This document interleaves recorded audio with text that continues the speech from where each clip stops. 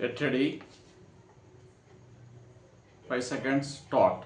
Mr. Speaker, sir, I move the motion of thanks to the Governor for his address to the legislature.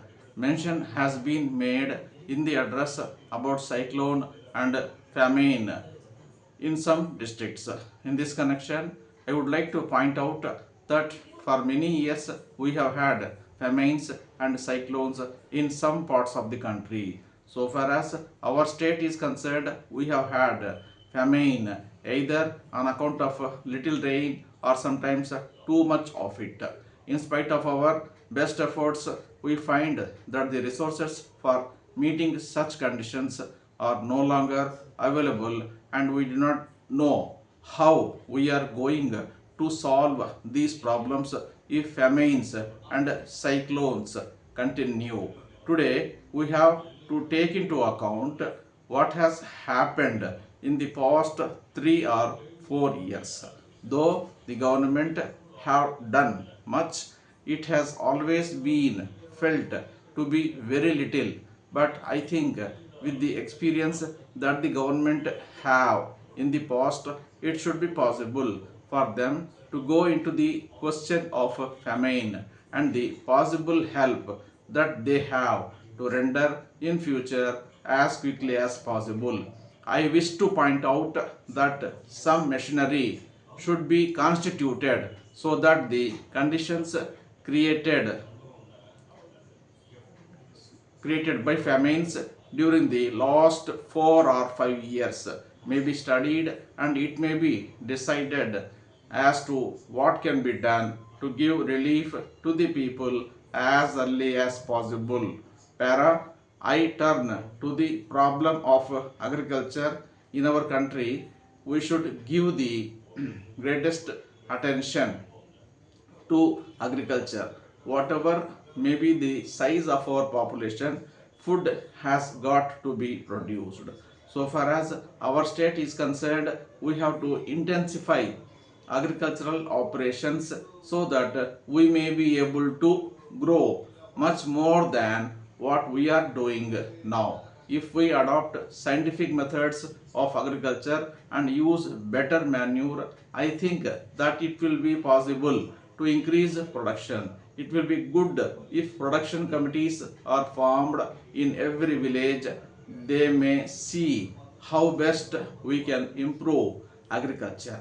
The government may help them to promote the sale of improved seeds and better manure.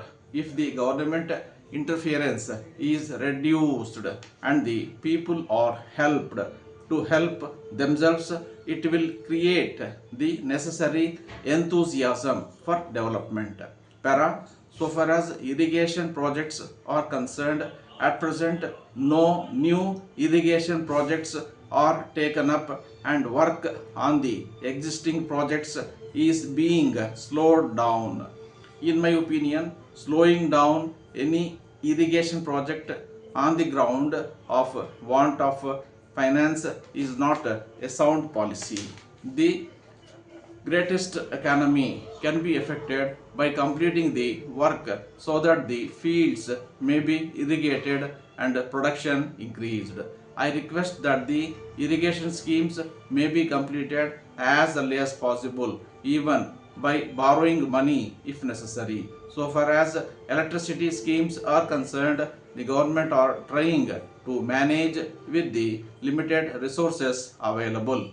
Whatever be our view of a welfare state, we must understand that unless we have the necessary resources, we cannot make much progress. There is a general feeling that the resources of a government are unlimited. If it is understood that the resources of the government have to come from the people, it will reduce the demand on the government to take up this scheme or that. At the same time, the interests of no religion should be neglected.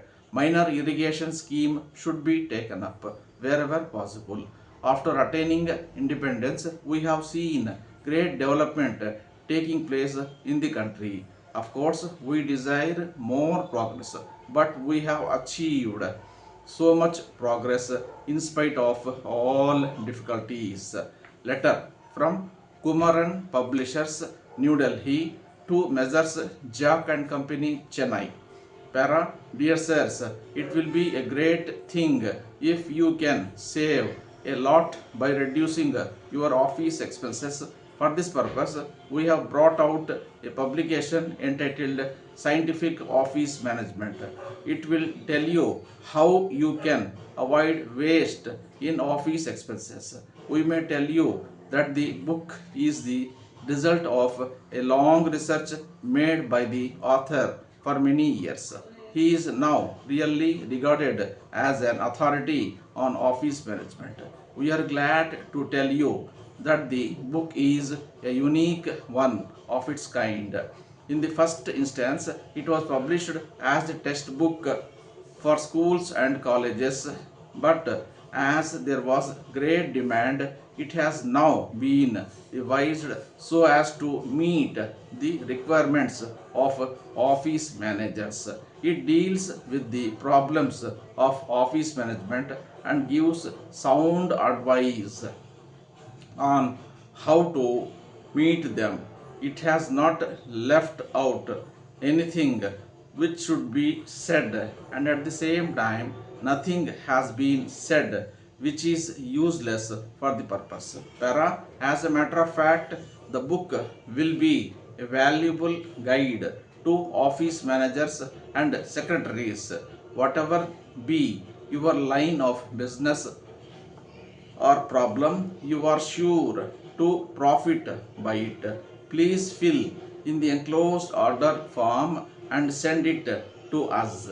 We shall be glad to send you the book by return of post. Yours faithfully, Stop.